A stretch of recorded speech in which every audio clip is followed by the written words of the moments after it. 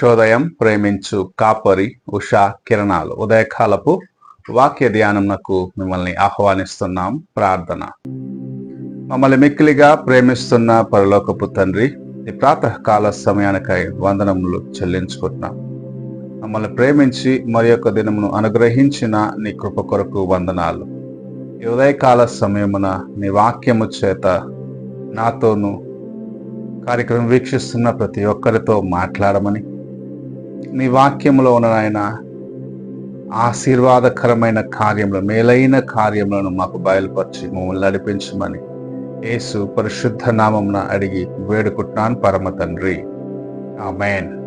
ఈ ఉదయకాలపు వాక్య భాగము ప్రవక్త అయిన హగ్గై రాసిన గ్రంథము 1వ అధ్యాయము 3వ వచనము నుండి 6వ వచనం వరకు ఉన్న వాక్య భాగమును చదువుకుందాం.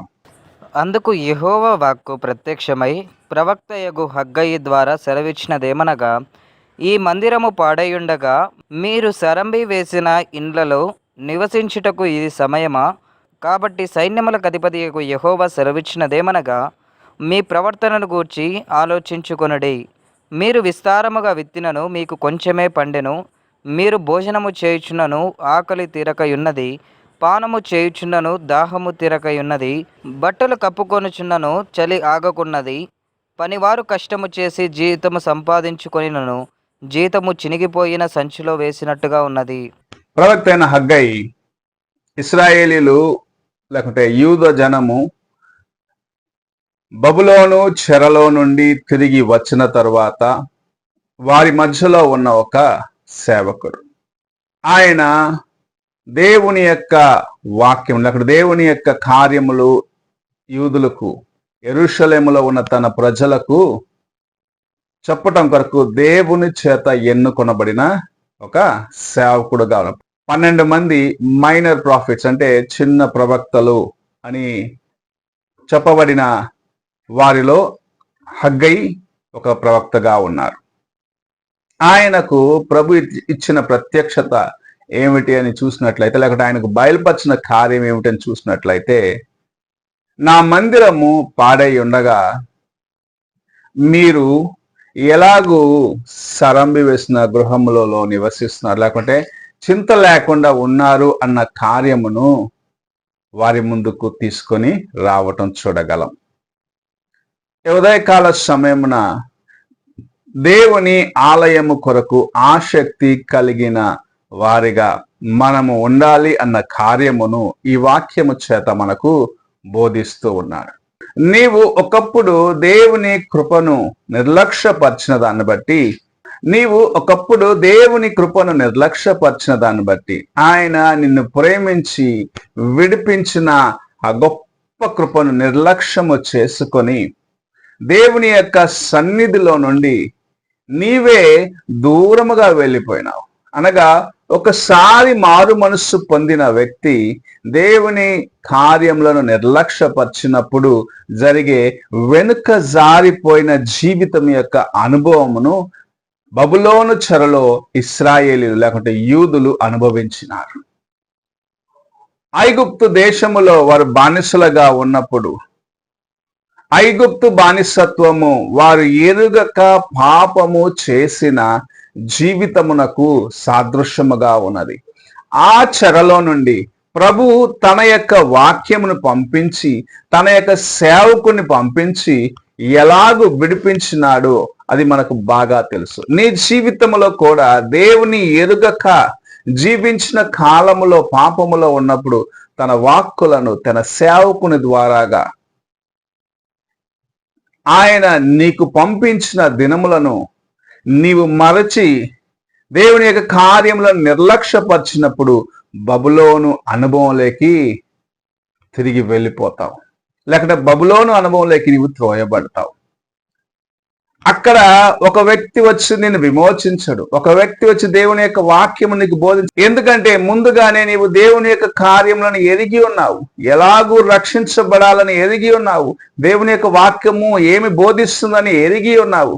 ఎరిగి ఉన్నప్పటికీ దేవుని కార్యములను నిర్లక్ష్యపరిచిన దాన్ని బట్టి బబులోను చెరకు నీవు త్రోయబడు, అనగా వెనుక జారిపోయిన విశ్వాస జీవితమునకు సాదృశ్యముగా ఇశ్రాయేలీలు బబులోనులో ఉన్నారు.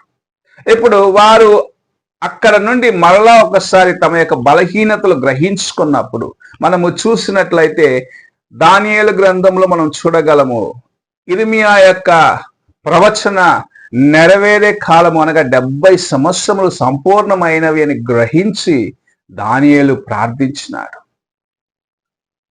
ఎజ్రా, నెహెమియా లాంటి వారు తిరిగి మా దేశమునకు వెళ్ళాలి అని ఆసక్తి కలిగిన వారిగా ఉండటం మనము చూస్తూ ఉన్నాం. అనేక మంది ఎప్పుడు తిరిగి మేము మరలా యెరూషలేముకు వెళ్తాము అని ఒక ఆశతో దేవుని వైపు చూసినప్పుడు వారి ఆశను చూసిన ప్రభు వారిని మరలా ఒకసారి ఉజ్జీవింప చేసిన రీతిగా వారిని మరలా యెరూషలేమునకు తీసుకొచ్చి ఎవరు ఈసారి విడిపించలేదు. వారి ప్రార్థనలకు జవాబుగా దేవుని చేత అభిషేకించబడిన కోరేషు ఎవరైతే తిరిగి యెరూషలేమునకు వెళ్ళి అక్కడ దేవాలయంలో దేవుని ఆరాధించాలనుకుంటున్నారో వారు తిరిగి వెళ్ళొచ్చని ఒక ఆజ్ఞను చాటించటం మనం చూడగలము. నీ జీవితంలో కూడా దేవుని సన్నిధి కోసం అలాంటి ఆసక్తి కలిగి ఉన్నప్పుడు ప్రభు నిత్యముగా మరలా నిన్ను ఉజ్జీవింప చేస్తాడు. ఎక్కడ పడిపోయినావో అక్కడ లేవనెత్తి నీ జీవితమును మార్చగలడు అని దేవుని యొక్క వాక్యం సెలవిస్తుంది. ఇప్పుడు ఇశ్రాయేలు తిరిగి వచ్చిన తర్వాత దేవాలయం కొరకు ఆసక్తి కలిగి ఉండాలని ప్రభు వారితో మాట్లాడుచున్న కార్యము, నా మందిరము పాడై ఉండగా మీరు ఆసక్తి లేకుండా ఉన్నారే, నా ఆలయము పాడైపోయి ఉండగా మీరు నిర్లక్ష్యముగా ఉండటం ఎలాగూ అని ప్రభు మాట్లాడుచున్న కార్యమును మనం చూస్తూ ఉన్నాము. ఈ ఉదయకాలమున నీవు దేవుని యొక్క సన్నిధికి తిరిగి వచ్చిన తర్వాత నీ యొక్క దిగజారిన స్థితిలో నీవు దేవుని విడిచి ఎక్కడికి వెళ్ళిపోయావో అక్కడిని ప్రభు మరలా నిన్ను తీసుకొని వచ్చిన తర్వాత దేవుని ఆలయము కొరకు ఆసక్తి కలిగి ఉండాలన్న కార్యము, నీ యొక్క బలహీనతల నుంచి నీవు బయటికి వచ్చిన తర్వాత దేవుని చేత నీవు మరలా ఉజ్జీవింపబడిన తరువాత దేవుని కార్యముల కొరకు శ్రద్ధ కలిగి ఉండాలని ప్రభు ఆశిస్తూ నీతో మాట్లాడుచూ ఉన్నాడు. ఆయన సన్నిధికి రావాలి, ఆయన సన్నిధిలో ఆయన ఆరాధించాలి. ఈ దినము నీవే దేవుని యొక్క ఆలయమై ఉన్నావని దేవుని యొక్క వాక్యము సెలవిస్తున్నది. దేవాలయముగా ఉన్న నీ శరీరమును దేవుని కొరకు నీవు సమర్పించుకోవాలి. లోక సౌఖ్యముల కోసము కాదు, లోకములో ఉన్న ఆడంబరము కోసము కాదు అని ప్రభు నీతో మాట్లాడుచూ ఉన్నాడు. లోకము నీకు తాత్కాలికమైన స్వల్పకాలమే ఆ సంతోషం ఇస్తుంది. అయితే ప్రభు శాశ్వతమైన కృపచేత నిన్ను స్థిరపరచాలని, నీ యొక్క ఆలయమును ఆయన నివసించే స్థలముగా మార్చాలని, నీ శరీరము దేవుని యొక్క ఆలయమై ఉన్నదని నీవు గ్రహించుకోవాలని, నీవు లోకము కోసం ఆసక్తి కలిగిన వాడిగా దేవుని ఆలయాన్ని నిర్లక్ష్యపరచవద్దని నీతో మాట్లాడుచోడు. అనేకులు ఈ దినమున ఆలయమును నిర్లక్ష్యపరుస్తున్నారు. నీవు ఎలాగూ నీ యొక్క ఆలయము అనగా నీ దేహం అనే దేవాలయమును కాపాడుకుంటున్నావు? యథార్థముగా దేవుని యొక్క వాక్యము చేత నింపుకొని నడుస్తున్నావా? లోకమును ప్రేమించి దేవుని యొక్క ఆలయమైన నీ శరీరమును నిర్లక్ష్యపరుస్తున్నావా? లోక కార్యముల కొరకు ఆసక్తి కలిగి దేవుని సన్నిధిలో వేచి ఉండాల్సిన సమయాన్ని నీవు నిర్లక్ష్యపరుస్తున్నావా అని పరీక్షించుకునేదానికి ప్రభు నీతో మాట్లాడుచూ ఉన్నాడు. నా దేవాలయము పాడై ఉండగా నీవు మర్చిన వ్యక్తిగా ఉన్నట్లయితే నేను నిన్ను మర్చిపోతానని ప్రభు హెచ్చరిస్తూ ఉన్నాడు. నీ యొక్క శరీరం అనే దేవాలయమును, నీ యొక్క అంతరంగమును, నీ ఆత్మను దేవుని కొరకు నీవు కాపాడుకునేదానికి ప్రభు నేను ఆహ్వానిస్తున్నాడు అని, లేకపోతే నీకు జ్ఞాపకం చేస్తున్నాడని ప్రభు నీతో మాట్లాడుచున్నాడు. ఈ ఉదయ కాలమున ఎలాగూ ఉన్నావు? నీ జీవితం ఎలాగున్నది? ఒక్కసారి నీవు పరీక్షించుకో. నీవు పాడైపోయిన దేవాలయమును తిరిగి కట్టే ప్రయత్నము చేస్తావా? అనగా పాడైపోయిన నీ జీవితమును దేవుని కొరకు మరలా ఒక్కసారి నీవు పునరుద్ధరించుకునేదానికి, లేకపోతే దేవుని కొరకు మరలా ఒకసారి సరి చేసుకొని నీవు వాడబడాలని ఆశ కలిగి ఉన్నావా అని నీవు ఒక్కసారి పరీక్షించుకో. ప్రభు తన ప్రేమను నీకు చూపించినాడు. నీవు పాపములో చిక్కుకొని ఉన్న దినమున నిన్ను విమోచించినాడు. నీవు దేవుని మరచి లోకం వైపు తిరిగి చూసినప్పుడు నిన్ను మరలా ఆయన కృప చూపించి తిరిగి తన యొక్క సన్నిధికి చేర్చుకున్న కార్యమును జ్ఞాపకం చేసుకోవాలని ప్రభు నీతో మాట్లాడుచూ ఉన్నాడు. ఈ ఉదయకాలమున నీ స్థితి ఎలాగున్నదో ఒక్కసారి నీవు పరీక్షించుకో. ప్రార్థన చేసుకుందాం.